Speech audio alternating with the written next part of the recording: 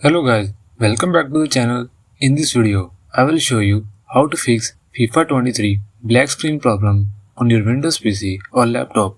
So to fix this issue, follow every step as I am showing in this video, and don't forget to subscribe this channel and press the bell icon. Hope so, this will fix your problem.